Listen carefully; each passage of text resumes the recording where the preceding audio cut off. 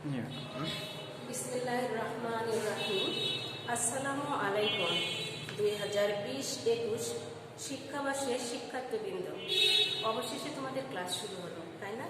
এই ক্লাস শুরু হয়, কবে ক্লাস খুলে, এটা নিয়ে আমরা খুব দুশ্চিন্তায় ছিলাম।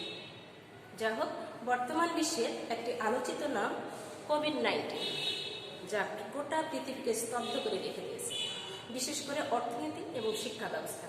গত 17 মার্চ সারা বাংলাদেশের শিক্ষা প্রতিষ্ঠান বন্ধ রয়েছে। এই স্থবির শিক্ষা ব্যবস্থাকে সচল করার লক্ষ্যে মাননীয় প্রধানমন্ত্রীর ডিজিটাল বাংলাদেশ গড়ার স্বপ্নকে বাস্তবায়িত করার জন্য শিক্ষা মন্ত্রণালয়ের নির্দেশক্রমে আমাদের শ্রদ্ধেয় অধ্যক্ষ স্যারের সার্বিক তত্ত্বাবধানে Singra Damdama pilot school and কলেজের অনলাইন ক্লাস শুরু হয়েছে। আজকের এই অনলাইন ক্লাসে আমি তোমাদের সাথে আছি তাহমিনা সুলতানা, প্রভাষক আইসিটি। যা হোক, আমি গত বছর যখন তোমাদের একাদশ শ্রেণীর প্রথম ক্লাস নিই, তখন কিন্তু একবারও ভেবে দেখে নাই আগামী বছর ভার্চুয়ালি আমাকে ক্লাস নিতে হবে। আজকে আমার ক্লাসটা পরিপূর্ণ থাকবে, ছেলেমেয়েরা আমার সঙ্গে কথা বলবে, আমি ছেলে মেয়েদের সঙ্গে কথা বলবো, কিন্তু আসলে সেটা সম্ভবপর হচ্ছে না। যা হোক, এই ভার্চুয়াল ক্লাসের মাধ্যমে আমি আমার চেষ্টা করব আমার বিষয়কে তোমাদের সামনে সহজভাবে উপস্থাপনা করার। তো আজকে আমি তোমাদের প্রথম ক্লাসে আমি আমার সিলেবাস সম্পর্কে এবং এই আমাদের পরীক্ষার নাম্বারটা তোমাদের জানিয়ে দেব, কোন বিষয় সৃজনশীল এমসিকিউ ব্যবহারিকে কত নাম্বার সে বিষয় সম্পর্কে আলোচনা করব। যা হোক, প্রিয় শিক্ষার্থীবৃন্দ, কেমন আছো? নিশ্চয়ই ভালো আছো, সুস্থ আছো, নিরাপদে আছো। আমিও তোমাদের দোয়ায় অনেক ভালো আছি। আমাদের এই বছরের প্রথম তথ্য ও যোগাযোগ পদ্ধতি তোমরা নিশ্চয়ই দেখতে পাচ্ছ যে জাতীয় শিক্ষাক্রম পাঠ্যপুস্তক বোর্ড বাংলাদেশ এই বইটা আমাদের নির্ধারণ করেছে। ইতিমধ্যে তোমরা হয়তো অনেকে কিনে ফেলেছ, যদি কেউ না কিনে ফেলে থাকো তাহলে লাইব্রেরিতে যে বইটা কিনে ফেলো। এখন আমি এই বইটাতে আসলে কি পড়াবো? তোমরা সবাই ক্লাস 6 থেকে ক্লাস 10 পর্যন্ত তথ্য ও যোগাযোগ প্রযুক্তি পড়ে আসছো। কি পড়ছো শিক্ষার্থীবৃন্দ? আমরা বইটা কি করছি? আমরা আন্ডারলাইন করছি, কারণ আমাদের পরীক্ষা দিতে হবে এমসিকিউ, অর্থাৎ টিক মার্কের পরীক্ষা দেবে। এইবার সর্বপ্রথম একাদশ শ্রেণীতে তুমি সৃজনশীল প্রশ্নের অ্যান্সার করবা। তাহলে তোমার এই বিষয়গুলো সঠিকভাবে জানা লাগবে, সঠিকভাবে পড়াশোনা করা লাগবে, কারণ এর সাথে তো একটা প্রশ্ন থেকেই যায়। কারণ আমাদের কি আছে, একটা পরীক্ষা আছে, পরীক্ষাতে ভালো নাম্বার পেতে হলে অবশ্যই আমার বিষয়গুলো খুব ভালোভাবে তোমাকে রপ্ত করতে হবে। দেখা যাক আমাদের সিলেবাসে কি আছে। দেখো, সবাই খেয়াল করছো, দেখো আমাদের বইটাতে 6টা চ্যাপ্টার রয়েছে।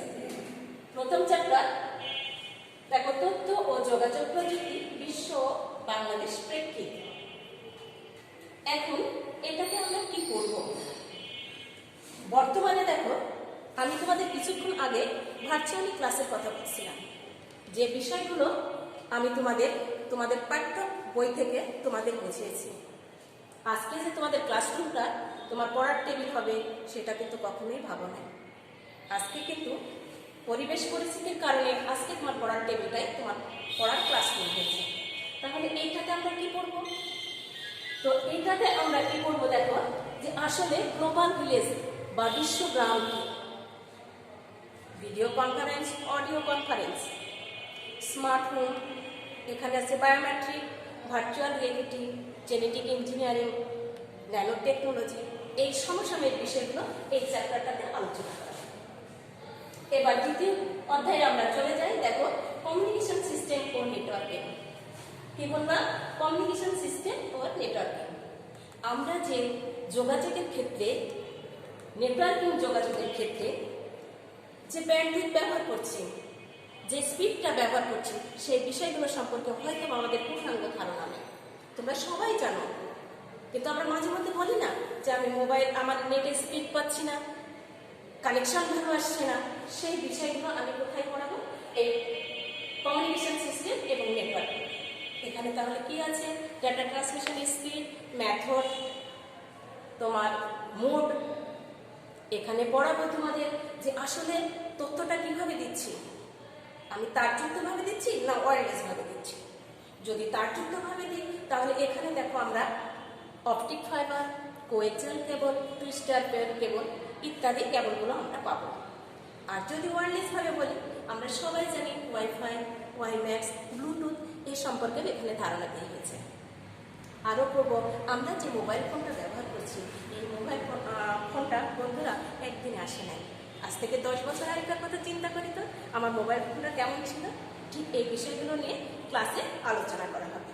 আর কি আলোচনা করবো, তোমরা এখন অনলাইন ক্লাস করতেছো, আমরা জুমে ক্লাস করছি, গুগল মিটে ক্লাস করছি, কোথায় থাকে? ক্লাউডে। সেই ক্লাউড সম্পর্কে তোমার বিস্তারিত আলোচনা করা হবে ডাটা কমিউনিকেশন ক্লাস। তার পরবর্তীতে যে চ্যাপ্টারটা আমরা পাবো সেটা হচ্ছে সংখ্যা পদ্ধতি বা ডিজিটাল ডিভাইস। আসলে সংখ্যা পদ্ধতিটা কি? আমরা কম্পিউটার কিভাবে কাজ করে আমরা সবাই জানি যে কম্পিউটার বাইনারি সংখ্যা 0 এবং 1-এ কাজ করে। আমি যদি কেউ জ্বর হয়, কারো জ্বর হয়েছে, যদি বলে কি খাবো, আমরা সরাসরি বলি নাপা খাবো। কিন্তু আসলে নাপা কি কারণে খাওয়া হচ্ছে সেটা ডাক্তারই কিন্তু পুরোপুরিভাবে আমাকে বলতে পারবে। ঠিক আমরা যেমন বললাম কম্পিউটার কিভাবে কাজ করে, সেটা বাইনারি 0-1 সম্পর্কে। তাহলে এইটা যে কম্পিউটার কিভাবে কাজ করে এবং এই সংখ্যা পদ্ধতিতে আমরা কেমন করে ব্যবহার করছি, এখানে আছে অক্টাল, হেক্সাডেসিমেল ইত্যাদি বিষয় ইত্যাদি সংখ্যা পদ্ধতি নিয়ে আমরা এই সংখ্যা পদ্ধতি আলোচনা করব। এর সঙ্গে দেখো আরেকটা আছে ডিজিটাল ডিভাইস। এখানে কি আছে, আমরা মোবাইল ফোনের সার্কিট দেখছি, আমরা কম্পিউটারের সার্কিট ব্যবহার করছি, এই সার্কিট সম্পর্কে আলোচনা করা হবে।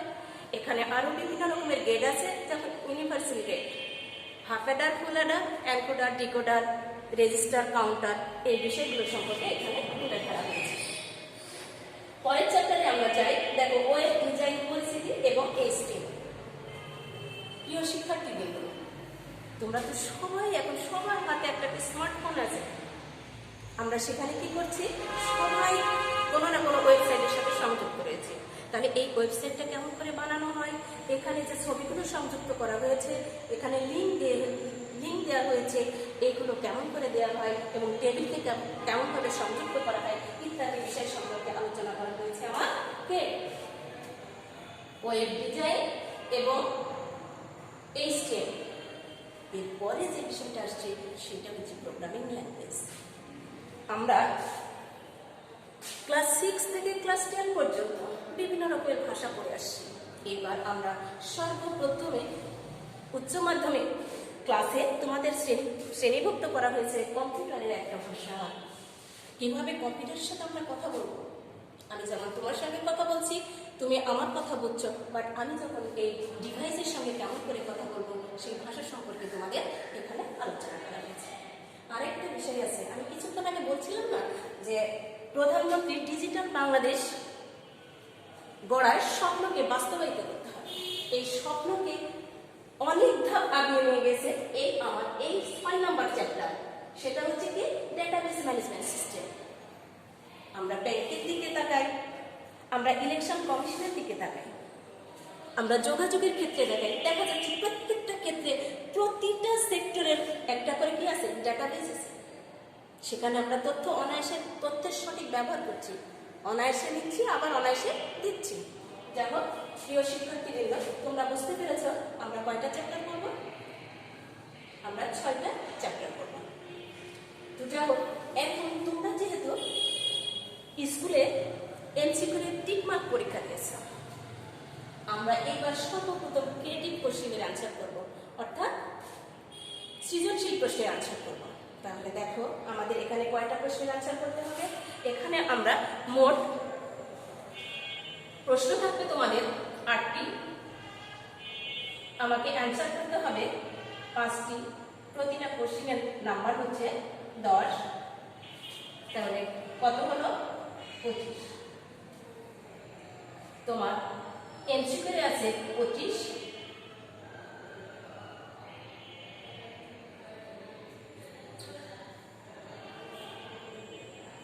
এটা হলো 25, তারপরে ব্যবহারিক আছে 25। তাহলে কি হলো, তোমরা কি 100 নম্বর পেয়েছো? তো এখন কথা হচ্ছে যে আমরা এই 50 নাম্বার কেমন করে উঠাবো? অনেকে ইতিমধ্যে আমার কাছে যে অনেকেই বলেছে, ম্যাডাম আইসিটি একটু কঠিন সাবজেক্ট, একটু ভীতি সঞ্চার হয়েছে। যা হোক, আমি তোমাদের ক্লাসে আসছি, এই ক্লাসে আইসিটি ভয় কিভাবে দূর করতে হয় কিংবা আইসিটিতে ভয় কিভাবে জয় করবো আমরা, সেই বিষয় নিয়ে আমি কয়েকটা টিপস তোমাদের দেব। যা হোক, এখন আমি কি বললাম, আমাদের কয়টা চ্যাপ্টার? 6টা চ্যাপ্টার। এখন এই 6টা চ্যাপ্টারের মধ্যে আমাকে অ্যান্সার করতে হতো, আমাকে অ্যান্সার করতে হচ্ছে 5টা কোশ্চেন। আমরা যদি 2017 সালের কোশ্চেনের দিকে তাকাই, তখন কিন্তু সত্যি আইসিটিটা একটু কঠিন ছিল, কারণ তখন 6টা কোশ্চেন করা হতো, অ্যান্সার করা হতো 5টা। তাহলে শিক্ষার্থীবৃন্দ একটু কি কঠিন ছিল না? আজকে দেখো কতটা, 8টা কোশ্চেনের মধ্যে 5টা অ্যান্সার করা লাগবে। অনেকেই আমাকে প্রশ্ন করে যে ম্যাডাম আমরা আর্টসে পড়ি, আমরা কেন ডিজিটাল ডিভাইস পড়বো, আমরা কেন সি প্রোগ্রামিং করবো? প্রিয় শিক্ষার্থীবৃন্দ, হয়তো আমার কথাটা শুনে হাসবে, তাহলে তুমি যে ডিভাইসটা ব্যবহার করছো শুধু সায়েন্সের ছেলে মেয়ে ব্যবহার করবে, তোমরা ব্যবহার করবে না? আচ্ছা, যেহেতু আমরা সবাই ব্যবহার করছি, কারণ আইসিটিটা কারো একার বিষয় নয়, সামগ্রিক বিষয়।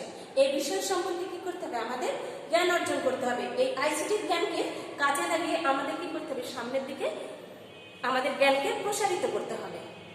তাহলে এটা কেমন করে করতে হবে? যদি আমরা আইসিটিতে কি বললাম, একটু ভয়ের, তোমাদের ভিতরে একটু ভয় আছে, ভয় পাওয়ার কোনো কারণ নাই। আমরা দেখো, আমরা যে 1 নম্বর যে চ্যাপ্টারে করবো, তথ্য ও যোগাযোগ প্রযুক্তি ও বিশ্ব বাংলাদেশ প্রেক্ষিত, এখানে কিন্তু আমাদের কি আছে, আমরা সরাসরি কিছু বিষয় মুখস্থ করলেই আমাদের হয়ে যাচ্ছে। তার সাথে আমি তো রয়েছি, যে বিষয়গুলো কঠিন লাগবে নিশ্চয়ই আমি খুব সহজভাবে তোমাদের কাছে উপস্থাপনা করব। গেল এক প্রশ্ন। 2 নাম্বারটা কমিউনিকেশনের সিস্টেম। আমরা প্রতিনিয়ত যে বিষয়গুলো ব্যবহার করছি, সেই বিষয়গুলো এখানে আলোচনা করা হয়েছে।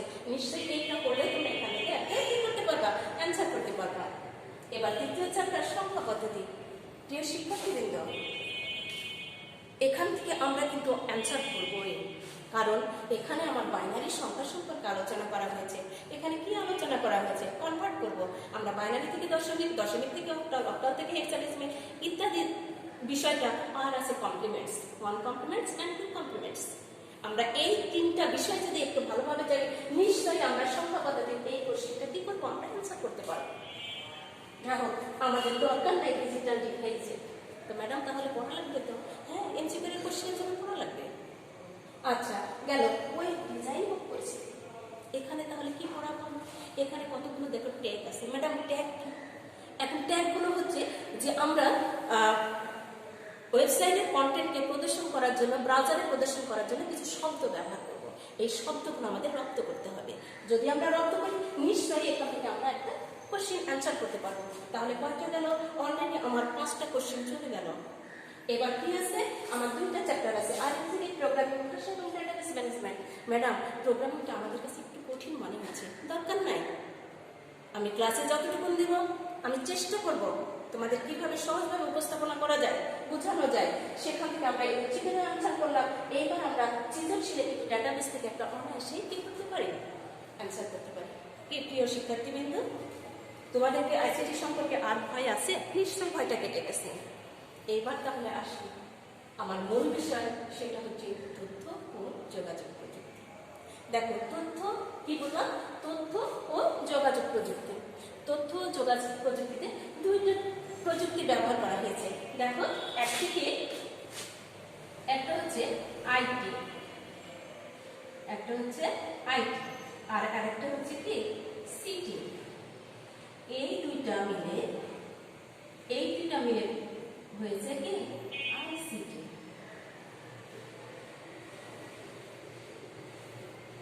তাহলে কি বললাম? আইসিটি কয়টা প্রযুক্তি নিয়ে এসেছে? 2টা। একটা হচ্ছে ইনফরমেশন টেকনোলজি আইটি, আর একটা হচ্ছে সিটি। এই 2টা মিলে হয়েছে আইসিটি। বন্ধুরা, তোমরা তো ক্লাস 6 থেকে ক্লাস 10 পর্যন্ত আইসিটি পড়ে আসছো। কে কি বলতে পারবে আইসিটিটা কি? অবশ্যই পারবো। তাহলে দেখি এই আইসিটি বলতে আমরা কি বোঝাই, কিংবা আমার এই সাবজেক্টটা সম্পর্কে তোমাদের কাছে এবার একটু ক্লিয়ার আছে। কি বললাম? IT, information technology. ইনফরমেশনটা কি? তথ্য। টেকনোলজি হচ্ছে প্রযুক্তি, তারপরে সে সিটি কমিউনিকেশন টেকনোলজি। তাহলে কি বলছি আমরা? আমরা প্রতিনিয়ত কি করছি? তথ্য নিয়ে কাজ করছি। তাহলে কি করছি? যে কোনো ধরনের তথ্য সংগ্রহ, সংরক্ষণ, যাচাই বাছাই করা এবং বিতরণ। তাহলে কি বললাম? তথ্য সংগ্রহ, সংরক্ষণ, যাচাই বাছাই এবং যোগাযোগের সঙ্গে জড়িত সকল ধরনের টেকনোলজিকে বলবো আইসিটি বা তথ্য ও যোগাযোগ প্রযুক্তি। কি আমার সংজ্ঞাটা কি বুঝে নিয়েছে? নিশ্চয়ই বুঝতে পেরেছে। আচ্ছা, এখন তাহলে আমরা কি করতে পারি?